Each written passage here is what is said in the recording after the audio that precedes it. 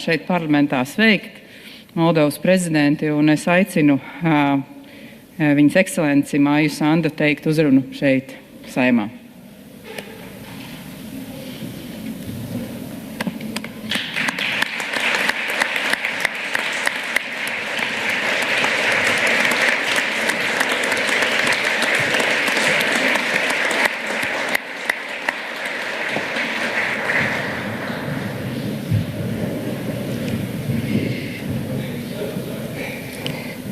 Dzimtā valodā ir māte, dzimtā valodā viņš vēl saldāks, dzimtā valodā pasmējis pie sevis pats.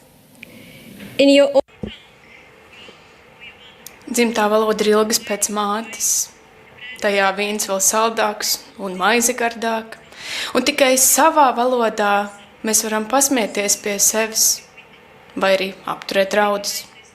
Jūs atpazīstat šīs rindas, taču tās nav sarakstījis latvietis. Tās sākotnēji rakstīts rumāņu valodā.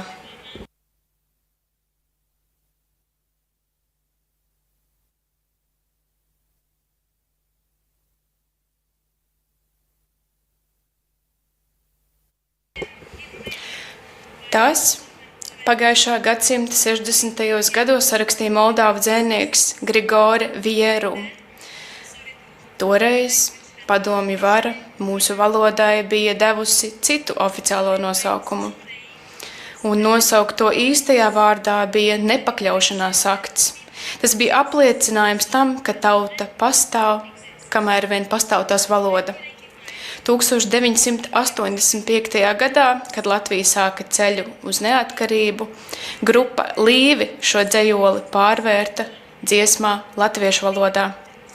Un iedomājieties, divas valstis, divas valodas, kurām nav kopīgu sakņu, bet tomēr vienāds spīts, atteikšanās izzust. Moldova šodien ir šeit tās pašas nepiekāpības dēļ. Tā ir attiekšanās pieņemt, ka mūsu vieta ir jebkur citur, nevis tur, kur tā allaži ir bijusi, Eiropas valstu kopienā. Godātā Saeimas priekšsēdētājas biedri, godātie Saeimas deputāti, es te stāvu to cilvēku vārdā, kuri cīnās tajā pašā cīņā, kurā reiz cīnījāties jūs. Tajā pašā frontē, tikai sarežģītākā un nestabilākā pasaulē. Mēs atgūstam to, kas mums tika atņemts. 1939. gada augustā 2 vīri sēdās pie galda Maskavā un Eiropas kartē novilka līniju.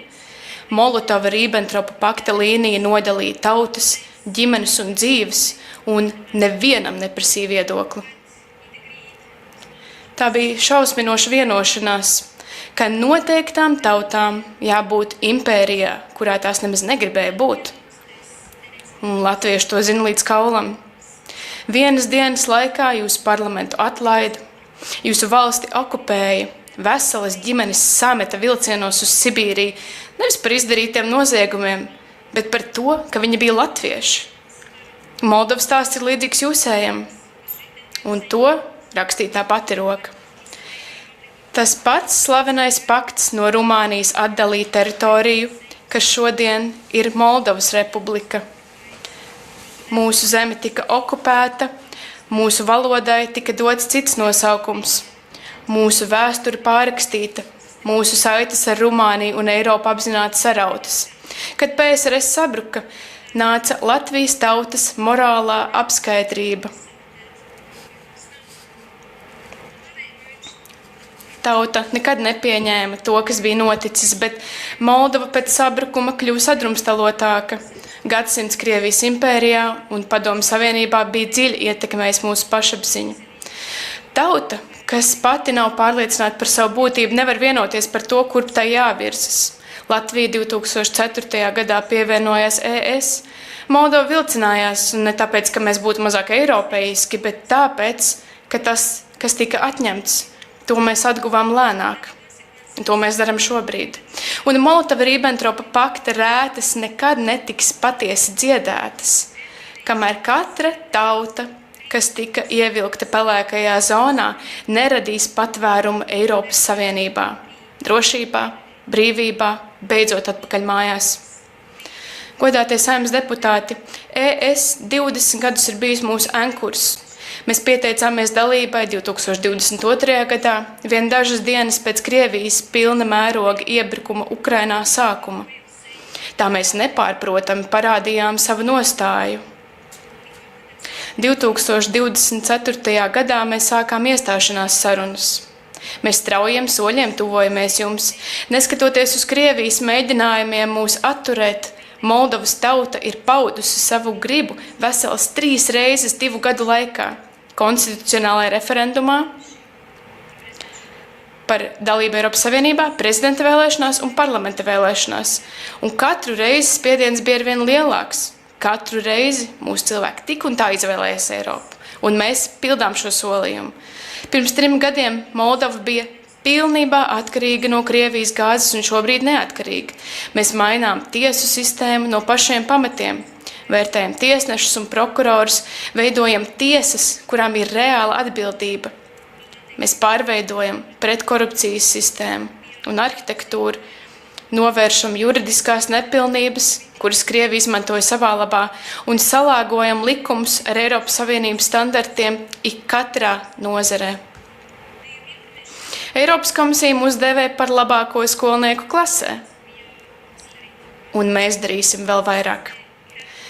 Tā rīkojas valsts, kas ir izdarījusi izvēli un saprot, kas ir likts uz spēles. Mēs neprasām žēlasību, mēs prasām iespēju, kāda reiz bija Latvijai, iespēju pabeigt ceļu, ko jau ejam. Godātie klātesošie, Latvija savu ceļu gāja miera laikos.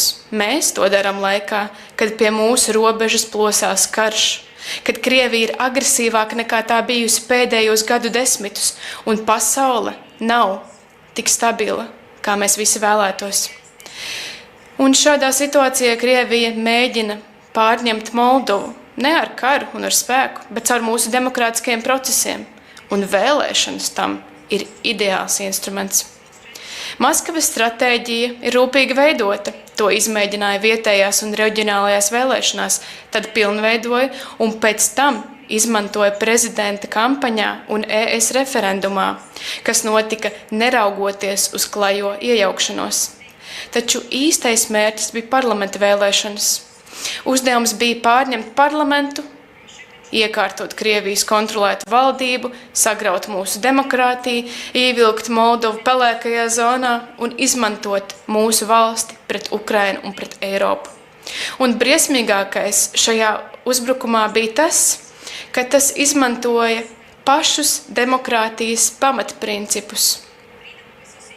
Biedrošanās brīvība kļuva par partiju pēkšņas dibināšanas rīku. 7 Kremļa finansētas partijas vien 3 gadu laikā, kas visas izlikās par moldoviešu balsīm. Ja vienu pasludināja par pretkonstitucionālu, tās vietā uzreiz parādījās cita. Un viena partija pat tika dibināta pašā Maskavā. Pulcēšanās brīvība pārvērtās par algotiem protestiem. Izmeklētāji atklāja dalībnieku sarakstus, maršrutus un aploksnes ar naudu.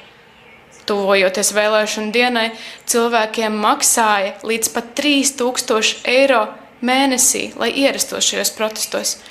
Reliģiskā brīvība bija vervēšanas rīks, kur mācītāji atgriezās no tā sauktiem svētceļojumiem ar politisku ideoloģiju un ietekmi sociālos mēdījos. Un pašā vēlēšanu dienā neatkarīgie mēdīji un vēlēšanu infrastruktūra piedzīvoja kiberuzbrukumu.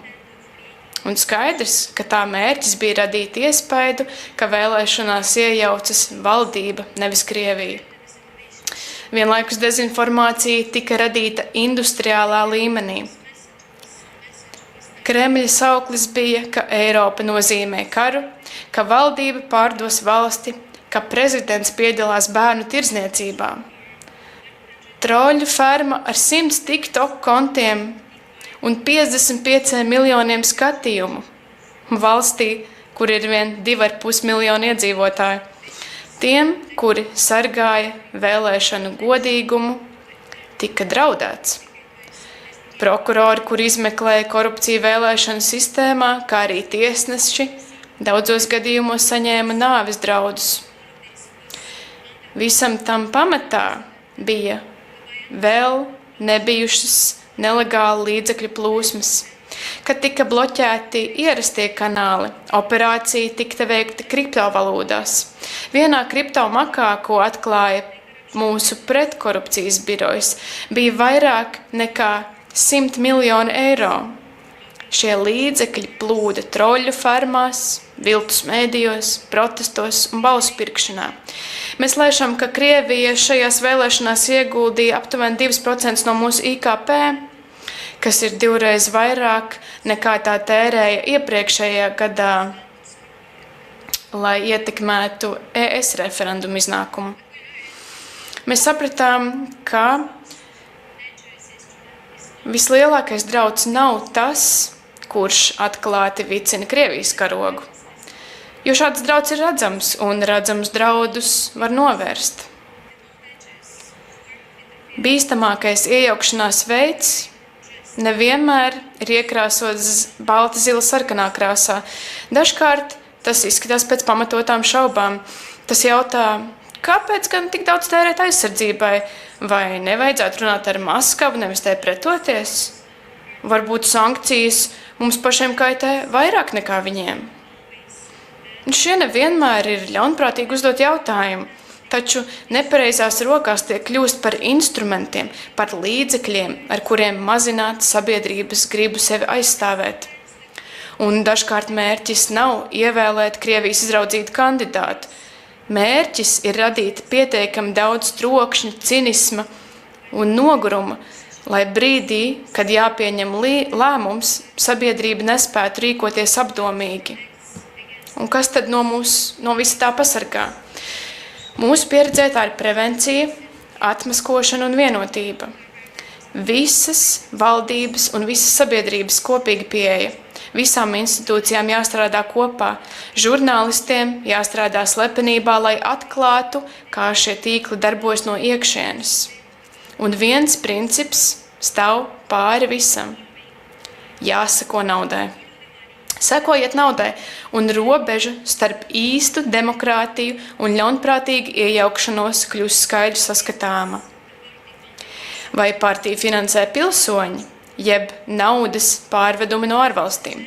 Vai tā ir īsta diskusija, jeb algoritmu un troļļu pastiprināts troksnis? Vai protests ir pārliecības vadīts, jeb naudas stutēts? Un nevienmēr ir viegli uz to atbildēt, bet tomēr izdodas. Es to saku tāpēc, ka Moldova bija izmēģinājuma trusītis, un tāpēc, ka Krievija mācīsies no savām kļūdām un pielāgos savu stratēģiju nākamajam mērķim. Konkrētā forma var mainīties, taču pamatloģika nē. Dāmas un kungi, tas mani noved pie fakta, ka Moldovas dalība Eiropas Savienībā nav tikai Moldovas jautājums. Moldovai ir 1200 km gara robeža ar Ukrainu, un Ukraina ir bijusi mūsu vairogs. Dienu no dienas, kad Ukraina nepadodas arī Moldova. Ukrainas suverenitāte nav atdalāma no Moldovas suverenitātes. Tā ir tās priekšnoteikums, un Moldova to neaizmirsīs. Latvija ir bijusi viena no stingrākajām Ukrainas atbalstītājām jau kopš pirmajām iebrukuma stundām, sniedzot vairāk attiecībā pret valsts lielumu nekā gan jebkura cita valsts. Jo jūs zināt, ko nozīmē, kad impērija nolemj, ka kaimiņu valstī nav tiesību pastāvēt. Moldovas vārdā saku, mēs to redzam, mēs esam pateicīgi un mēs stāvam jums līdzās. Mēs sniedzam patvērumu Ukraiņiem, nodrošinām humāno palīdzību, apmācām viņu atmīnētājus un ikvienā fórumā pievienojam savu balsu Ukrainas atbalstam. Mēs vēlamies būt daļa no to valstu koalīcijas, kas palīdzēs nodrošināt Ukrainas drošību pēc kara beigām. Atbalstīt Ukrainu, nostiprināt Moldovu Eiropas Savienībā un aizsargāt mūsu demokrātiju integritāti. Tie nav 3 atsevišķi mērķi, tiem ir viena un tā pati stratēģiskā loģika. Eiropa, kas nopietni izturas pret savu drošību, nedrīkst ignorēt savu austrumu kaimiņu reģionu. Tā nevar ar vienu roku atbalstīt Ukrainu, bet ar otru atstāt demokrātiskas valstis pelēkajā zonā. un tā nedrīkst brīdināt savus pilsoņus par spēkiem, kas cenšas to sašķelt, vienlaikus atstājot šiem spēkiem viegli sasniedzamu mērķi tieši aiz savām robežām. Moldovas vieta ir Eiropas Savienībā. Tā nav dāsna dāvana, tas ir stratēģiskas konsekvences jautājums. Godātie deputāti, Grigoris Vieru dzējols pārdzīvoja impēriju, kas centās to apklusināt. Latviešu valodā tas kļuva par daļu no jūsu tautas atmodas. Tā nav nejošība vai kurios. Tas mums pavēst kaut ko būtisku. Mēs vienmēr esam bijuši vienā pusē. Mūs okupēja impērija, kuru neviens no mums neizvēlējās. Jūs atradāt savu ceļu atpakaļ uz Eiropu, un mēs tagad ejam pa to pašu ceļu un esam gan galapunktā. Latvijas balss Briselē nes sev līdzi tās valsts svaru, kura šo ceļu ir nogājusi un nav aizmirsusi, kas bija likts uz spēles. Izmantojiet šo balsi gan Eiropadomē, gan katrā telpā, kur tiek lemts par mūsu nākotni. Un ne tikai Moldovas dēļ, bet arī tāpēc, ka tie paši spēki, kas cenšas apturēt Moldovas pievienošanos Eiropas Savienībai, darīs visu iespējamo, lai sašķeltu Eiropu. Atbalstīt mūsu pievienošanos un aizsargāt savas demokrātiskās dzīves integritāti galu galā ir viens un tas pats pretošanās akts. Mēs esam gan galapunktā. Palīdziet mums noiet šo ceļu līdz galam. Paldies!